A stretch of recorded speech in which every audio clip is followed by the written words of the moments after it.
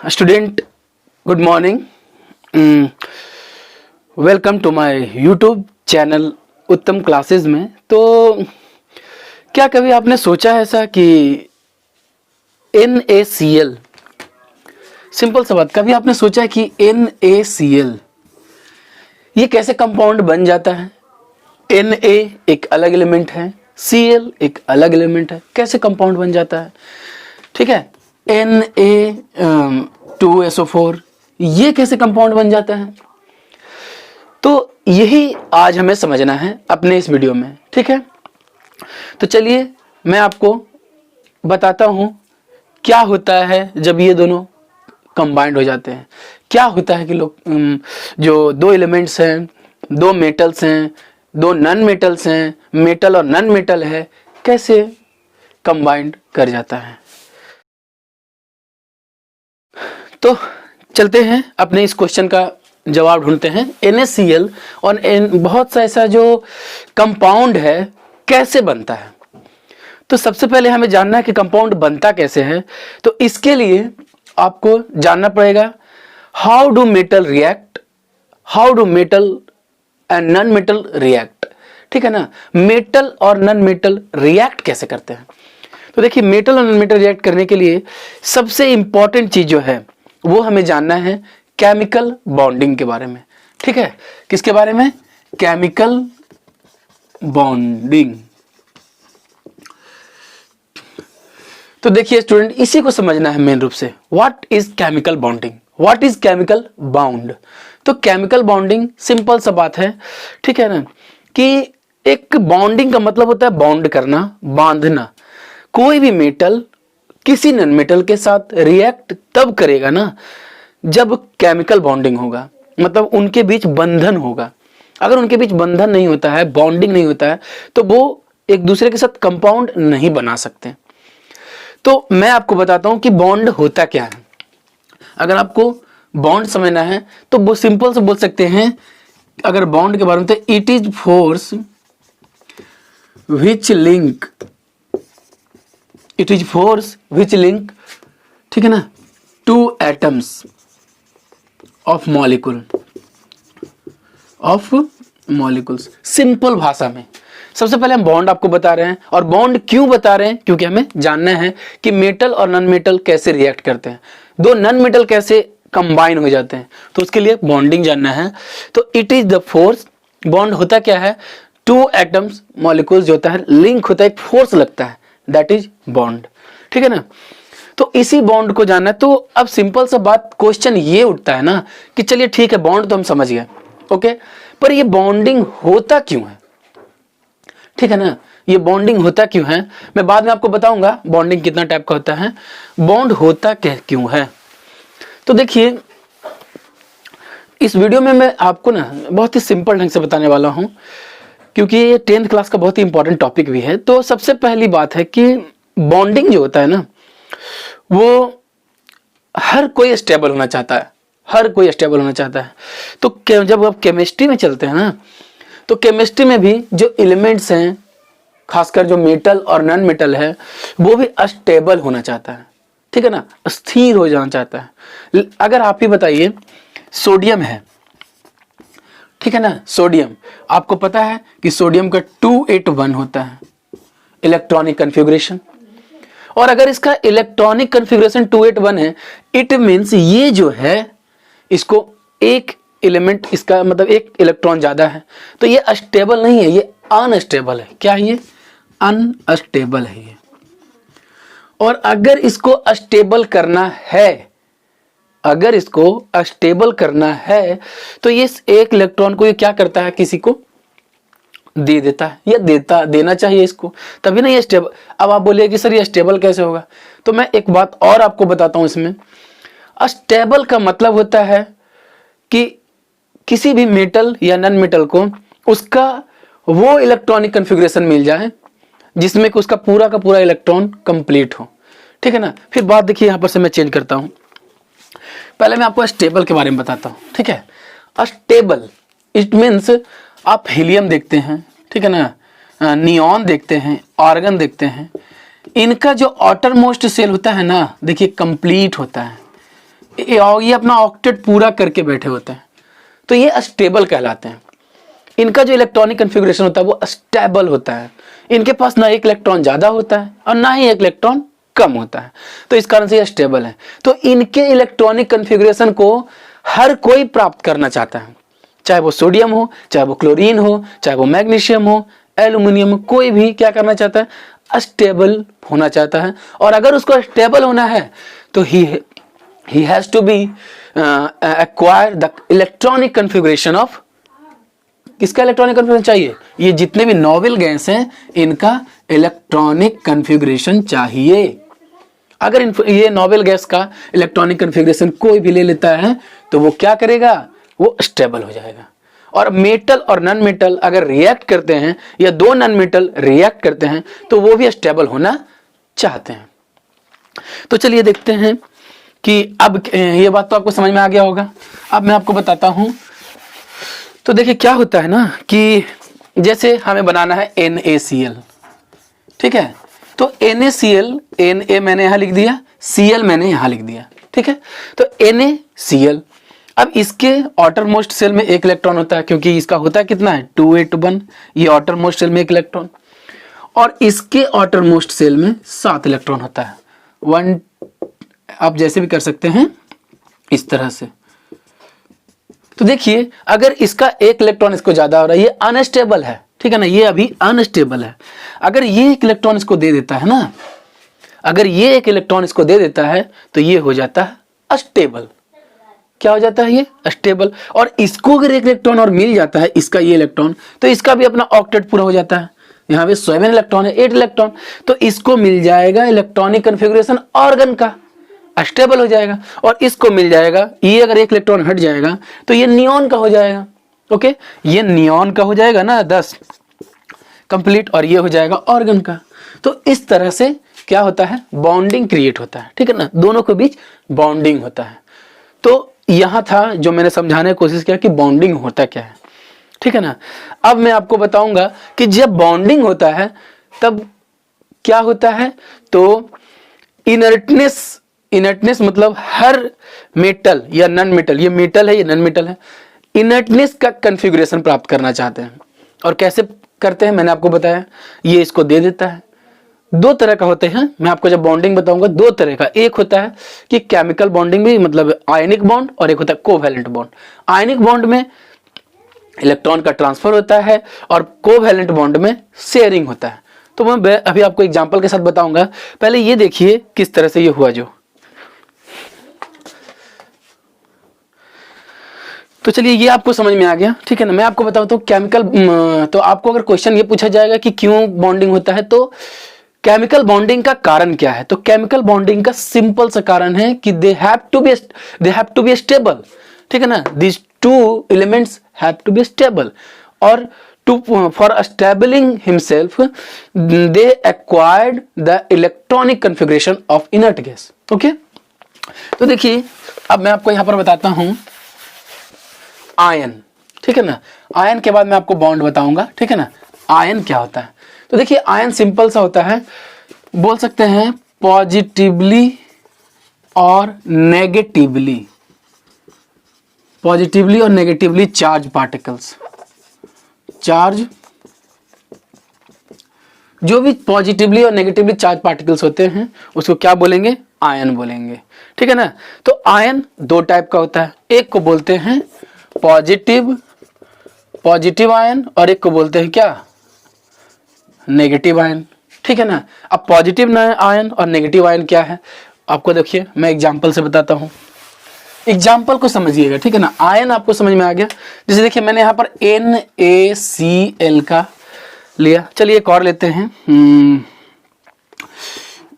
MgCl। जैसे आपके पास 2 फार्मूला है, एक NaCl ये भी एक कंपाउंड है, और MgCl2 ये भी एक कंपाउंड है। तो यहाँ पर क्या होता है देखिए, इसके आउटर मोस्ट सेल में 1 इलेक्ट्रॉन, इसके आउटर मोस्ट सेल में 7 इलेक्ट्रॉन, ठीक है ना। आपको पता होगा इसका 287 होता है, तो इसलिए ये आउटर मोस्ट शेल हुआ। 281 होता है, इसका आउटर मोस्ट शेल हुआ। इसमें भी देखिए 282, इसका आउटर मोस्ट शेल में 2 इलेक्ट्रॉन। और यहाँ पर देखिए MgCl2, Cl 2 है, तो एक Cl को और हमें लिखना पड़ेगा, ठीक है ना। तो इनका आउटर मोस्ट शेल में हम लिख देते हैं 7 इलेक्ट्रॉन, और इसके भी आउटर मोस्ट शेल में 7 इलेक्ट्रॉन होगा ना, ठीक है। ये 7 इलेक्ट्रॉन मैंने लिख दिया। अब देखिए क्या करता है, ये एक दे देता है, तो इसका जो इलेक्ट्रॉनिक कन्फिग्रेशन होता है नियॉन का हो जाता है, ये स्टेबल हो गया।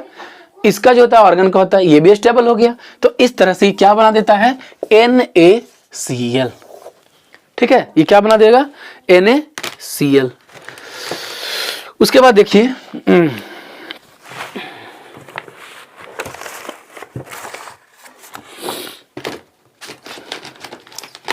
उसके बाद देखिए यहाँ इसके पास 2 इलेक्ट्रॉन एक्स्ट्रा है, तो 1 इलेक्ट्रॉन इसको दे देगा, तो इसका भी हो जाएगा 288, और 1 इलेक्ट्रॉन यहाँ नहीं, मतलब इसके पास 2 इलेक्ट्रॉन है ना ऐसे, तो 1 इलेक्ट्रॉन उसको दे दिया और 1 इलेक्ट्रॉन और इसको भी दे देगा, तो ये भी हो जाएगा 288।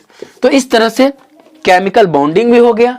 और ये देखिए केमिकल बॉन्डिंग हुआ, लेकिन इसने इलेक्ट्रॉन को क्या किया, लॉस किया, तो ये जो हो जाएगा Na+ आयन, ठीक है। और इसने चूंकि 1 इलेक्ट्रॉन गेन किया है, तो ये हो जाएगा नेगेटिव आयन।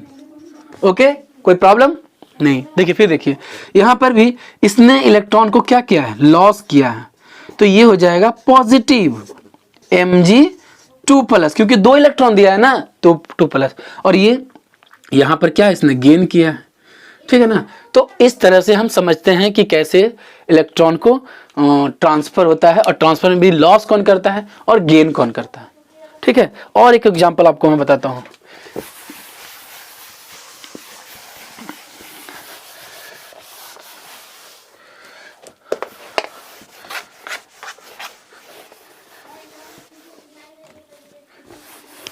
चलिए देखिए, तो यहां पर आपको समझ में आया पॉजिटिव इलेक्ट्रॉन और नेगेटिव इलेक्ट्रॉन, पॉजिटिव आयन और नेगेटिव आयन।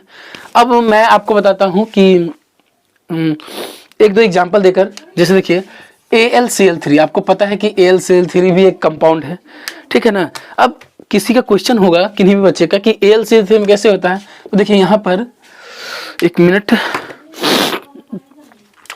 यहाँ पर Al और Cl देखिए 3 है, तो हम 3 Cl लिखेंगे, 1 2 और 3, है ना। और आपको पता है इसका जो एटॉमिक नंबर होता है 13, इसका मतलब 283, इसके पास 3 इलेक्ट्रॉन है एक्स्ट्रा। यहाँ पर मैं एक चीज बताना चाहूंगा, जिसके भी आउटर मोस्ट शेल में 1 2 3 इलेक्ट्रॉन होता है, वो हमेशा ट्रांसफर करेगा और पॉजिटिव आयन बनाएगा, ठीक है। और जिसमें 5 6 7 हो, वो जो होगा गेन करेगा और नेगेटिव आयन बनाएगा, ठीक है ना। जैसे देखिए यहां पर मैंने 7 इलेक्ट्रॉन लिख दिया, यहां पर मैंने 7 इलेक्ट्रॉन इसका लिख दिया। आपको पता है क्यों 7 इलेक्ट्रॉन लिख रहा हूं, क्योंकि इसका आउटर मोस्ट सेल में होता है ना। क्लोरीन का मैं बार बार लिख रहा हूं, क्लोरीन का 287, और यहां पर भी 7 इलेक्ट्रॉन, और चूंकि इसका तो 3 ही होता है ना, 1 2 3, तो यहां पर क्या करता है, ये ट्रांसफर करता है और पॉजिटिव आयन बनाएगा। देखिए एक इसको देगा, एक इसको देगा और एक इसको देगा, तो इसको ये बन जाएगा 3+, मतलब ये पॉजिटिव आयन बनाया Al3+, ओके। और यहां पर ये नेगेटिव हो जाएगा, ये सब 1 2 3 ये नेगेटिव, क्योंकि ये बना देगा क्लोरीन जो होगा वो क्या होगा, नेगेटिव आयन। तो आई थिंक मैंने कोशिश किया समझाने का, ठीक है ना। तो यहाँ पर मैंने आपको जो बताया कि कोई भी मेटल और नॉन मेटल रिएक्ट कैसे करता है, या फिर वो जो बॉन्डिंग होता है, बॉन्डिंग के साथ मैंने आपको आयन भी बताया, ठीक है। अब मैं आपको बताऊंगा कि 2 तरह का बॉन्ड कौन कौन होता है, ठीक है ना।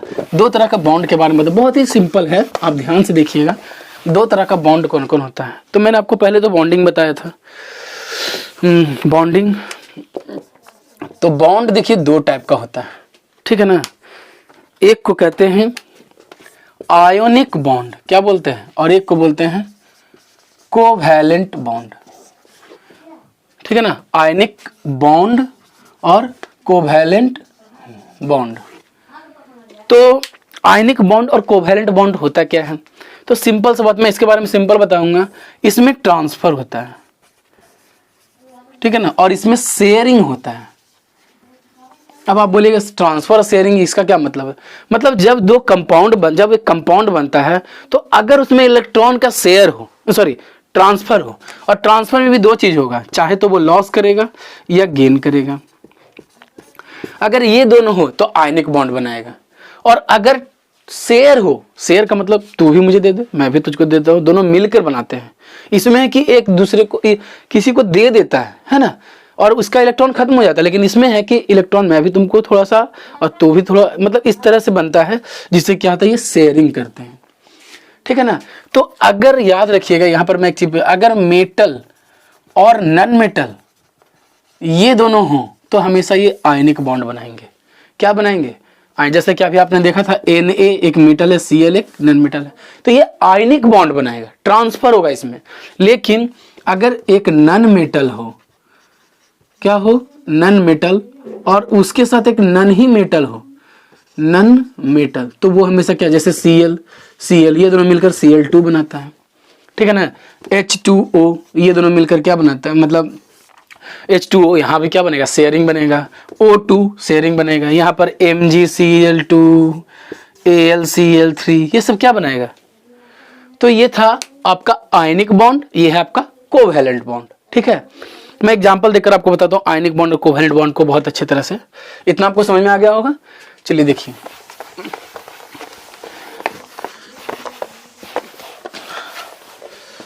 देखिए आयनिक बॉन्ड का एग्जांपल मैं आपको बहुत सारा बता चुका हूँ, NaCl और क्या बताया, तो जैसे देखिए NaCl, ठीक है ना। तो ये NaCl का कैसे बनेगा, Na और Cl अलग, इसका 7 इलेक्ट्रॉन, ठीक है ना, और इसका 1 इलेक्ट्रॉन, ये इसको एक दे देगा।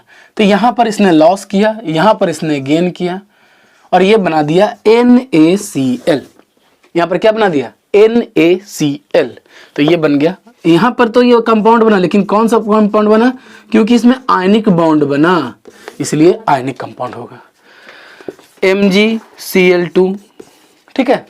तो Mg और Cl अलग अलग, इसका 2 इलेक्ट्रॉन, इसका कितना इलेक्ट्रॉन होता है, 7 इलेक्ट्रॉन, इसका 2 इलेक्ट्रॉन, और इसका कितना इलेक्ट्रॉन, 7। तो ये किसको देगा, ये किसको देगा, यहाँ भी बना देगा MgCl2। ये भी आयनिक बॉन्ड, क्योंकि ट्रांसफर हो रहा है इलेक्ट्रॉन का, शेयरिंग में समझाता हूं आपको, ठीक है ना। तो ये ट्रांसफर यहां पर हुआ, इसमें भी और भी बहुत सा आयनिक बॉन्ड है, आयनिक कंपाउंड बहुत सा, सब में ट्रांसफर होता है इलेक्ट्रॉन का। अब यहां पर मैं आपको बताता हूं शेयरिंग।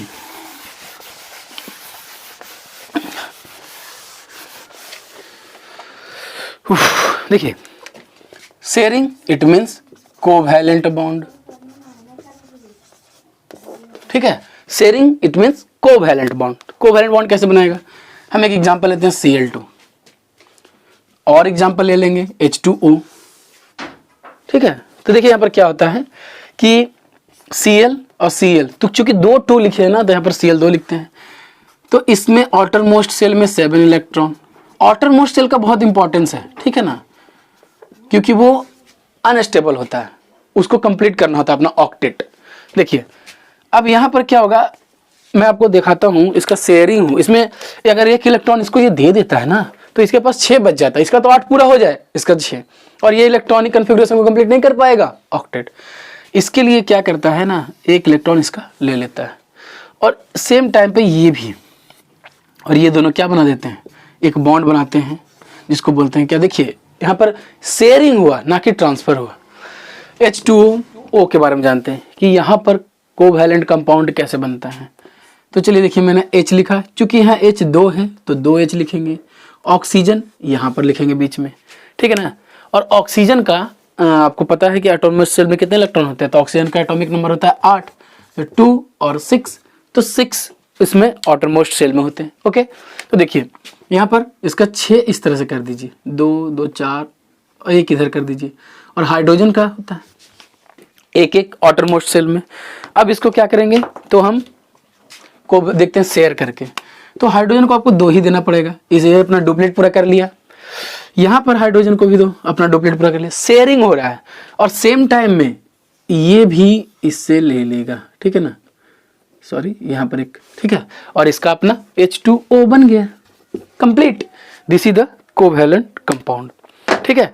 तो आज के इस वीडियो में मैंने यही बताया कोवैलेंट कंपाउंड बॉन्ड क्या होता है। अगर मेटल और नन मेटल हो तो आयनिक कंपाउंड बनेगा, आयनिक बॉन्ड बनाएगा। लेकिन अगर नन मेटल और नन मेटल हो तो क्या बनाएगा, कोवैलेंट कंपाउंड बनाएगा। सो आज के लिए इतना ही, ठीक है ना। मैंने कोशिश किया कि आपको ये बॉन्डिंग आयन समझा दूं, और अगर आपको समझ में आया होगा तो ज़रूर लाइक कीजिए, सब्सक्राइब कीजिए, ठीक है ना। तो आज के लिए thanks and have a nice day.